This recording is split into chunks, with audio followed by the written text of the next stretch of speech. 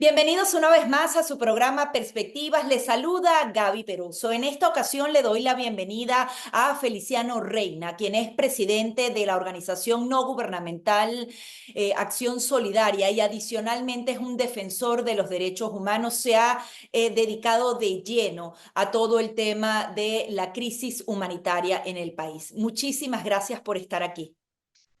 Gracias a ti, Gaby. Es un gusto estar de nuevo contigo.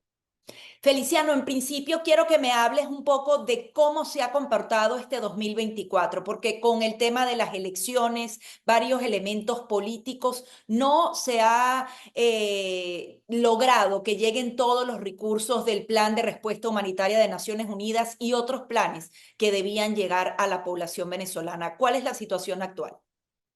Sí, efectivamente, Gaby. Fíjate, Venezuela ha tenido desde el año 2019, cuando se implementó aquí lo que se llama la arquitectura humanitaria, que son agencias del sistema de Naciones Unidas que van trabajando en este terreno, ¿no? Las distintas agencias bajo una coordinación que lleva la Organización Humanitaria de Naciones Unidas llamada OCHA.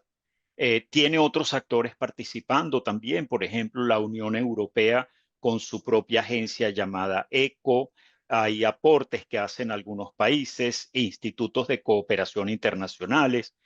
Eh, Todo esto va generando lo que se llama el plan de respuesta humanitaria del país. Hay una cantidad de planes de respuesta humanitaria donde se requiere en el mundo. Venezuela, para el año 2024, su plan de respuesta humanitaria estaba requiriendo para atender a unas 5 millones de personas en necesidad urgente de asistencia, 617 millones de dólares. De ese monto, Gaby, hasta este momento solo se ha recibido el 17%, o sea, 125 millones de dólares. Es el año en el que menos cooperación se ha recibido. ¿Y esa Y yo cooperación por creo, qué paró antes de que mira, dices en eso? sí, Gaby, yo creo que tiene que ver con lo que tú mencionabas abriendo justamente ahora. Estamos en un contexto político complejo. Íbamos camino a las elecciones del 28 de julio. Y hay como una especie, bueno, de expectativa, a ver, bueno, qué va a ir ocurriendo, ¿no?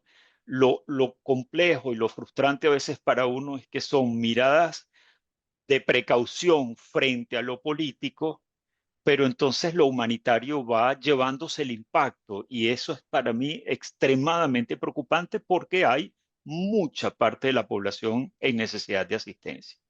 Es decir, ese dinero no llega porque había esa expectativa de un cambio político en el país. La gente sigue completamente afectada y ese cambio político al día de hoy no se ha materializado. Es un poco ese juego entre lo humano y lo político lo que estaría afectando a esta población vulnerable. Mira, yo no sabría, digamos, decirte si en la consideración del mundo de la cooperación, Gaby, está la idea de que hubiera el cambio. Yo Ok. creo que lo que había era, vamos a decir, un poco de precaución, de esperar a ver qué pasaba en ese camino hacia las elecciones, que había en todo el periodo previo, las posibles, digamos, de nuevo, conversaciones dentro de un terreno en el que estamos, que es como innegable de conflicto político. Pero como digo, sea cual sea la consideración, al final los recursos que debían haber llegado, como en otros años, desde más temprano al país, no han llegado. Estamos a mitad de octubre, es muy difícil que llegue, quizás sería siendo muy optimista, el doble de lo que ha entrado, es decir, que estaríamos al final del año a lo mejor por allí cerca del 30-35% de lo que hace falta, pero es que hace falta mucho más, Gaby, porque al final no solo están en necesidad de asistencia crítica, digamos, esas 7 y tantos millones de personas que considera Naciones Unidas, de las cuales la meta a poder servir, alcanzar, está en los 5 y tantos millones, sino que por análisis que hemos hecho en el terreno las organizaciones, alrededor de unas 20 millones de personas todavía están en situación de vulnerabilidad, han agotado sus medios de vida, no es que puedes ya deshacerte de bienes, de algunas cosas, como para poderte defender en un entorno económico bien difícil y social. Bueno, lo hemos visto, por ejemplo, también con el tema de los salarios, profesores, del personal de salud. Es decir, hay todo un entorno de vulnerabilidad que requeriría entonces un influjo de recursos mucho más importante para aliviar la vida de esas personas. Sí, cuando uno analiza los discursos de la comunidad internacional, uno mismo como periodista está impulsando ese cambio político y a veces deja de lado el tema humanitario. ¿Cómo ves tú esa respuesta internacional donde justamente la crisis humanitaria que no ha cambiado, que sigue profundizándose, no tiene un papel fundamental en estos discursos? Realmente lesiona el tratar de buscar presión a Nicolás Maduro ese tema humanitario dentro del país?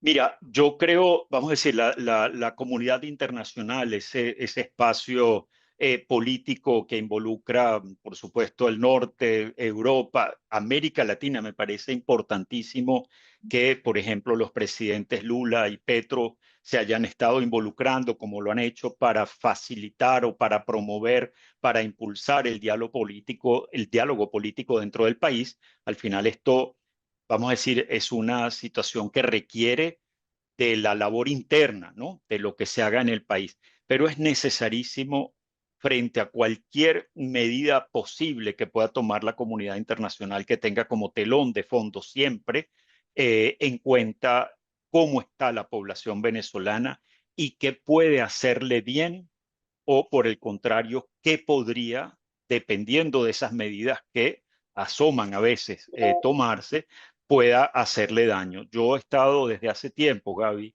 siempre abogando por esa flexibilización, incluso levantamiento de sanciones, a que ha habido mucha crítica en ese sentido, porque bueno, un poco el argumento es, esto es muy anterior, lo que está pasando, la situación social a las sanciones, y sin embargo, al final, de todas maneras, esas que son sectoriales o petroleras, generales, terminan exacerbando la situación. Uno escucha, por ejemplo, hablar, Gaby, de que existen licencias, pero quienes estamos en el terreno sabemos que aún con las licencias hay esto que se llama el overcompliance, el sobrecumplimiento.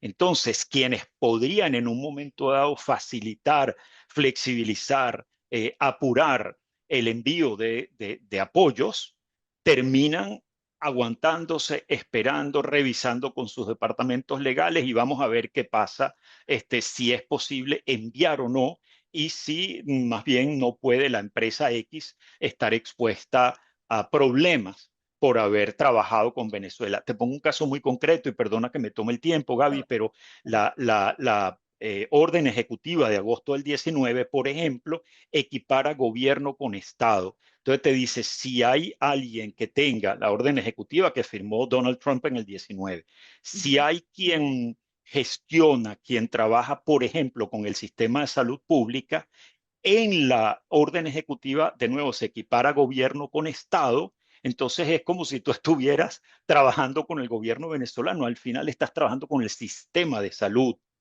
Entonces, cuando quisimos, por ejemplo, apoyar en un hospital público de atención materno-infantil trayendo equipos, mira, pasaron más de 3 meses para llevar unos equipos a la unidad de cuidados intensivos, porque la empresa proveedora, de nuevo, estaba viendo hasta la coma para estar segura de que aunque hubiera la licencia para traerla, no estaba incumpliendo. O sea, realmente hay unos problemas en lo operativo, Gaby, que le hacen daño a la población. Ahora, tú hablas de una orden ejecutiva de 2019. Actualmente eso está un poco más flexible por estas licencias. Coméntanos un poco lo que se ha logrado en esta materia específica. Sabemos que una cosa es la presión, pero otra es la realidad que ustedes viven para apoyar en el tema alimentario, de salud y tantos otros. Mira, sin ser ningún experto, por supuesto, en el tema de licencias, pero efectivamente sí es importante que, digamos, por lo menos en dos caminos que Venezuela pueda beneficiarse de esas licencias que se le dan, por ejemplo, a empresas petroleras. Una, es que nuestro país pueda desenvolverse en el terreno formal, digamos, del comercio internacional. Hemos oído muchas veces lo que ha significado estos, digamos, salir a alta mar y entonces hacer las descargas de petróleo. Es decir, hay toda una serie de mecanismos, más los costos mucho más altos para el país, los descuentos en el valor del petróleo para poder venderlo en esas condiciones. Ese es un problema que uno esperaría entonces que, de nuevo, nuestro país como país pueda entrar en ese mercado formal. Y el otro, que lo han hablado economistas, Gaby, es que esto empieza a hacer que pueda fluir recursos al país. Falta mucho para recuperarnos de aquella producción de más de 3 millones de barriles en algún momento, pero con todo se va percibiendo ese flujo y lo que uno aquí en Caracas va viendo, Gaby, yo me lo puedo imaginar, es como con todo va como una suerte de cascada muy lenta, pero que hay recursos que pueden ir fluyendo hacia sectores más desfavorecidos, sectores en situación de vulnerabilidad para poder tener acceso a algunos bienes, algunos servicios al final, ¿no? Y no estamos hablando, Gaby, de algo tan cuantioso como lo que puede hacer falta para que el país realmente se enderece económicamente. Entonces, por ejemplo, hay la idea, la hubo y se ha venido trabajando desde el 2022 en los acuerdos que parten de las negociaciones de México y después firmadas en Barbados, la creación de un fondo social con una cuenta que manejaría Naciones Unidas. Esto fue tratado con el secretario general y se habló de unos 3.000 millones de dólares. Entonces, a veces uno oye el argumento de que estos recursos, Gaby, al final no ayudan a la población, esto puede ser manipulado políticamente, al final puede serlo por los distintos lados, pero ese monto sería importantísimo poder tenerlo. Imagínate, si el plan de respuesta pide 617 millones y se puede contar eventualmente con 3.000 millones de dólares, el alivio puede ser muy grande, Gaby, muy grande dentro de nuevo de un panorama en el que para que nosotros podamos enrumbarnos, resolver los problemas de electricidad, transporte, aguas, más por supuesto salud, educación y alimentación, necesitas miles de millones, pero por algo yo esperaría que teniendo de nuevo siempre como telón de fondo de cualquier idea esté la población venezolana en situación de vulnerabilidad. Si tú apuntas a un tema importante que es esa cascada que parte de la economía formal, si bien es un sector muy específico, termina dando empleos de calidad, mejoran las poblaciones específicas donde se estaría explotando, por ejemplo, el petróleo o el gas. ¿Tú has visto ese tipo de escenarios, especies de burbujas que han provocado que empresas occidentales que hacen las cosas correctamente y no en alta mar hayan producido cierto bienestar, nunca es completo, pero en esas localidades y en esos sectores específicos? Bueno, nuevamente, Gaby, sin tener esa, por supuesto, esa experiencia para nada en lo económico, pero escuchando a economistas de aquí del país, gente muy seria, ¿no? Asdrúbal Oliveros y otros, al final sí vas viendo y no por nada se percibió, y además ellos sí lo demostraron en estudios, esa mejora en los años 2022-23, cuando empezó a flexibilizarse. Así que yo sí esperaría, Gaby, que pueda mantenerse, y tú acabas de mencionar algo también muy importante, y es que si vamos entrando en ese mercado formal que también da condiciones mejores para el país, yo creo que las medidas de transparencia, la exigibilidad de que se cumpla con requisitos, con protocolos para poder trabajar, también abonan justamente a que podamos ir dejando atrás lo que ha sido un problema también muy severo, que es la corrupción, Gaby. Sí. Entonces, te digo, yo sí esperaría que esto fuera posible y que cualquier, estamos esperando un cambio en Estados Unidos, vamos a ver cómo resulta ya y ¿Dónde entrará Venezuela en la política exterior? Hay varios lugares del mundo en situaciones muy complejas. Esto puede hacer que una situación como la nuestra, incluso que sería terrible, pase a ser una de esas crisis como olvidadas, que haya una cierta fatiga en el mundo de la cooperación. Bueno, Venezuela al final, tú sabes, tiene sus propias capacidades, allá irán andando. Yo espero que no lleguemos a eso, sino que de verdad sea posible lograr otra vez reenrumbar el tema de las negociaciones, las conversaciones políticas, porque también, aunque uno quisiera que avanzaran por caminos separados la solución de lo humano, de la necesidad humana, de lo complejo que es el de la negociación política, al final la necesitamos también para que si vamos logrando mejoras, sean sostenibles, Gaby, que es lo deseable al final. Ahora bien, hablas justamente de que podría venir un cambio político aquí en Estados Unidos o bueno, o podría seguir la administración demócrata. ¿Cómo ves tú el acercamiento que ha tenido cada uno de los gobiernos? Hablabas del de 2019 de Donald Trump, que es una política de máxima presión y que podría llevar entonces otra vez a sanciones muy profundas en el ámbito económico o el de incentivos. Si lo queremos describir de una manera más simple, que ha llevado Joe Biden y podría seguir adoptando Kamala Harris. En el tema humanitario, ¿cómo afecta una y otra visión de lo que es la crisis política en el país?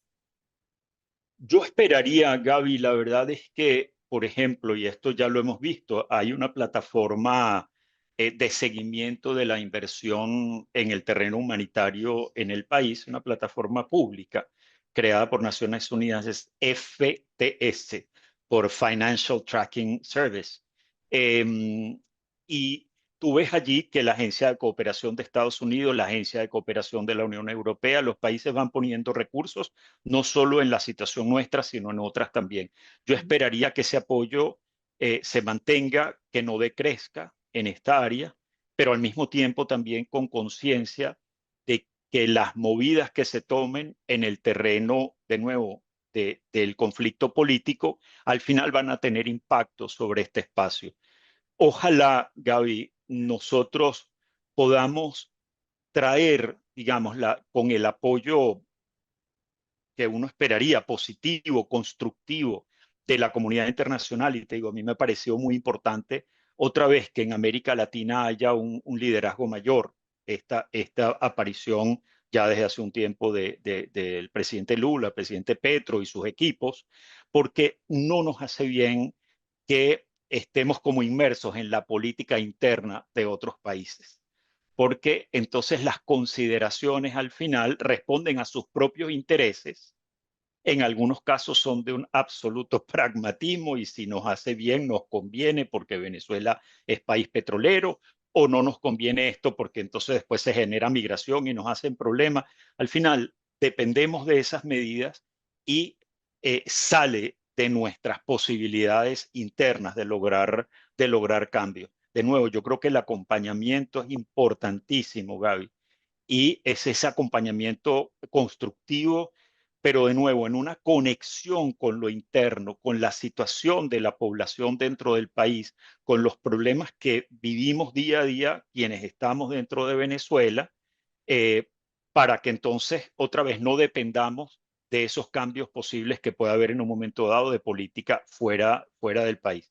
Yo mm, ojalá que no signifique, si hubiera un cambio, regresar a máxima presión, si continúa la misma administración, que sigan en este camino de generar posibilidades de interlocución, de diálogo, de negociación, pero una vez más, no aislados de otros factores de la comunidad internacional que creo que pueden contribuir muy constructivamente a ir enrumbando pues nuestro conflicto político hacia soluciones para la población desde el punto de vista, por supuesto, de lo social y económico y sin duda de lo institucional, Gaby. Necesitamos marcos normativos que sean garantistas, necesitamos, digamos, volver a un terreno institucional también que permita que el país de nuevo vaya logrando sus cambios, pero además que los haga sostenibles, ¿no?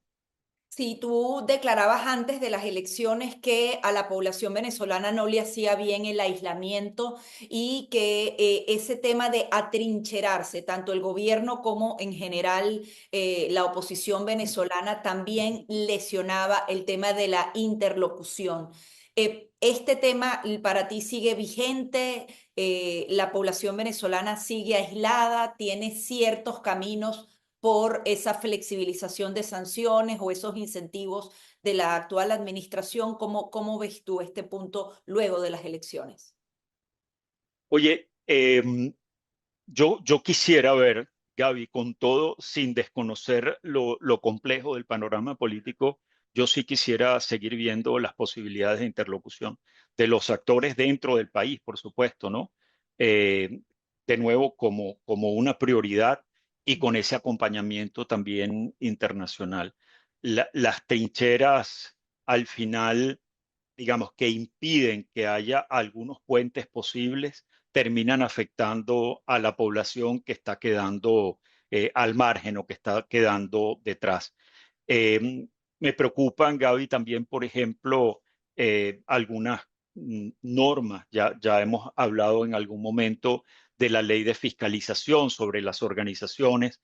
Yo creo que tenemos las organizaciones un papel esencial que cumplir en el país, no solo por el lado de lo que podemos contribuir para aliviar la vida de las personas, para incluso afuera también, cuántas organizaciones están atendiendo a quienes se han visto forzadas a migrar.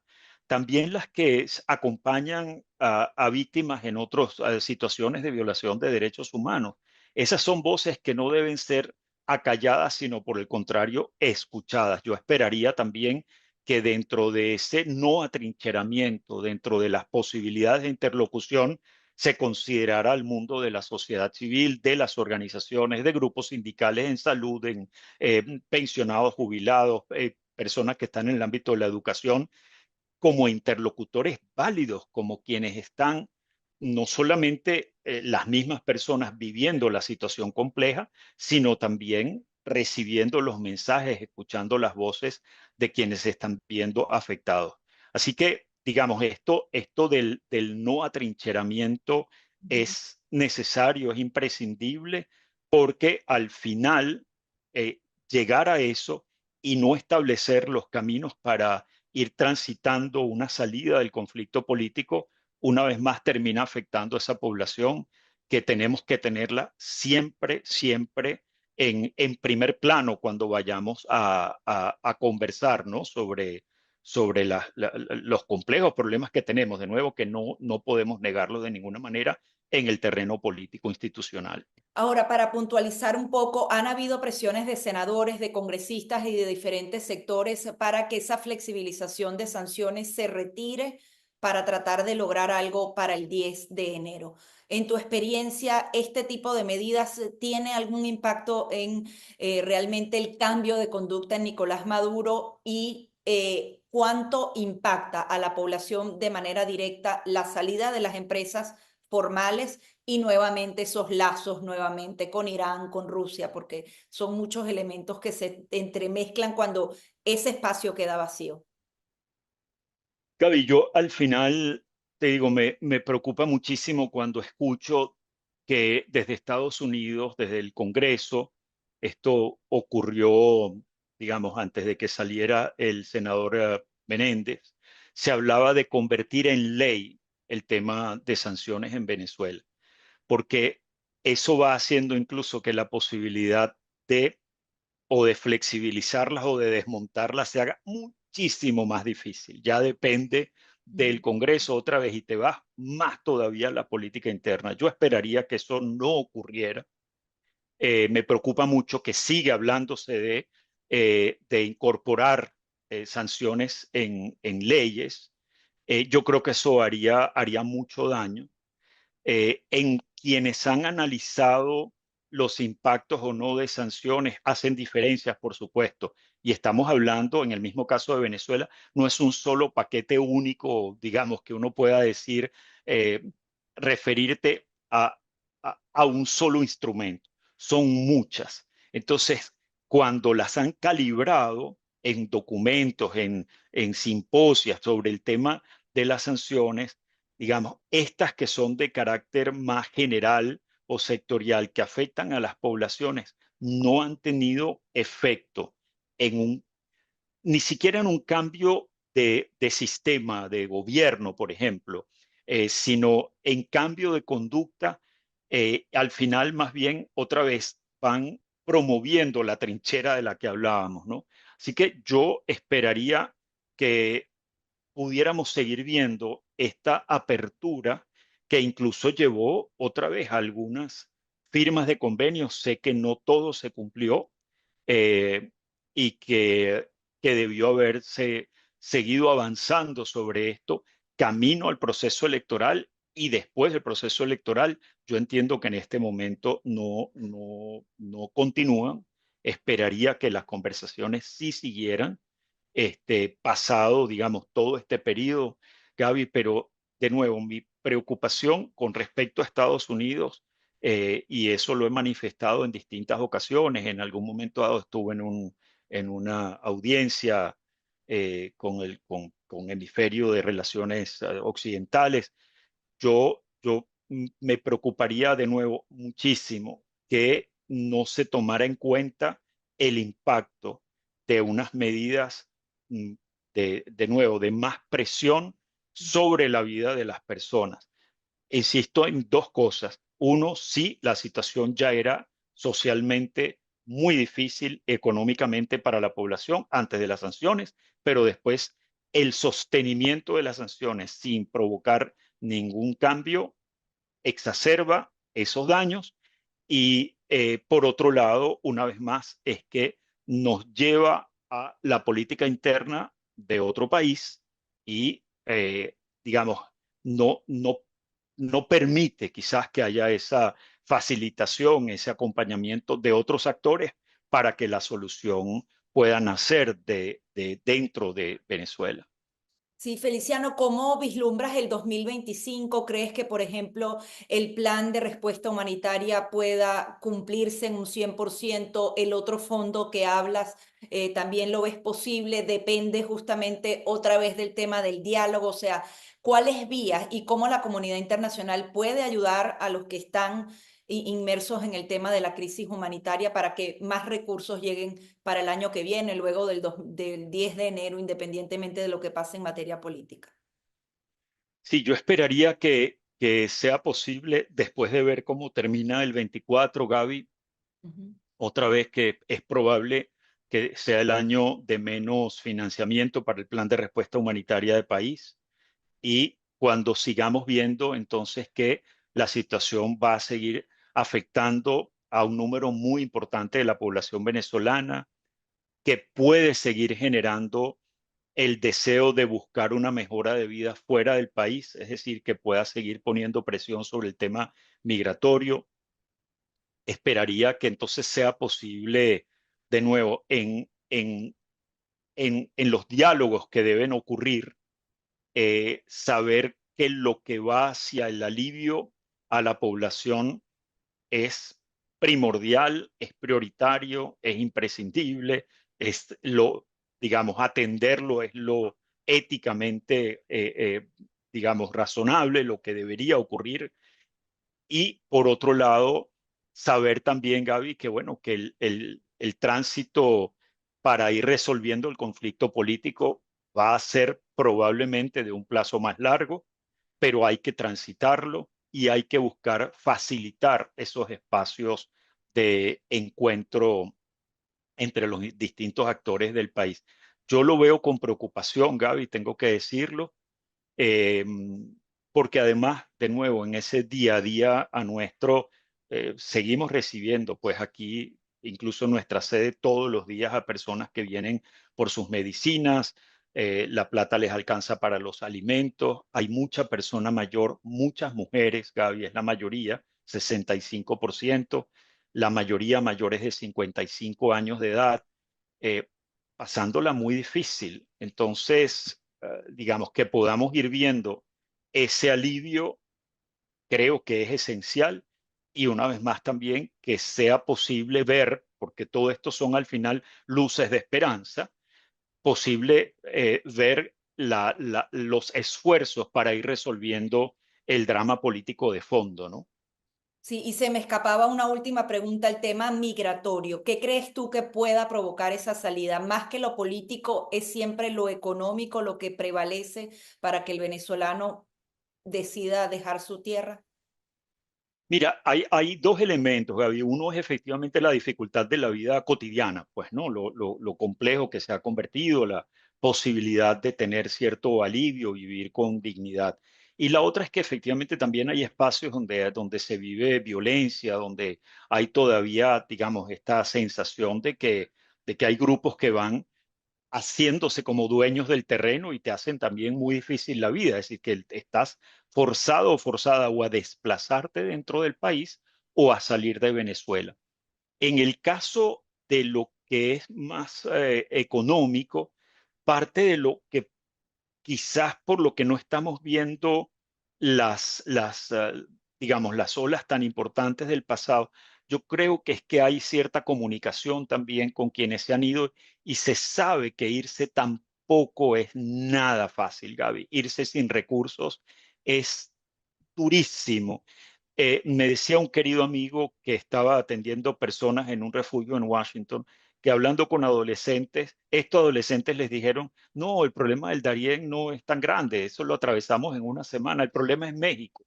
Mm. En México estamos oyendo cosas terribles que siguen saliendo de tráfico de personas. Es decir, es una situación muy grave, se sufre mucho, se pasa muchísimo trabajo, se cae en manos de las personas que trafican, que hacen daño. Entonces, eh, otra vez, por lo mismo que venimos hablando, Gaby, si es posible ir resolviendo la situación interna, lo deseable es que las personas digan, no, mira, sabes que no me tengo que ir, me quedo dentro del país, me quedo en mi comunidad, me quedo con mi gente y empiezo a ver de nuevo unas luces de esperanza que me dicen, bueno, sí, sí, sí lo puedo hacer aquí dentro, ¿no? Yo espero que eso sea lo que podamos ver y que si las personas al final migran, Gaby, encuentren en los países de acogida normas garantistas de sus derechos, no barreras, porque empieza eso, uno a escuchar, tú sabes, que no lleguen aquí ni lleguen allá porque haya algún que otro caso de personas que tienen conducta violenta. Esa no es la mayoría de la población que migra, está buscando otras oportunidades de vida. Entonces, yo esperaría que eso se tome en cuenta y se entienda que debe ofrecerse un marco de garantías de sus derechos en los países de acogida. Muchísimas gracias por todas estas conclusiones y bueno, por el trabajo que día a día despliegas en nuestro país. Muchísimas gracias a ti siempre, Gaby. Feliciano Reina, quien es presidente de Acción Solidaria y defensor de los derechos humanos. Hasta aquí nuestro programa Perspectivas.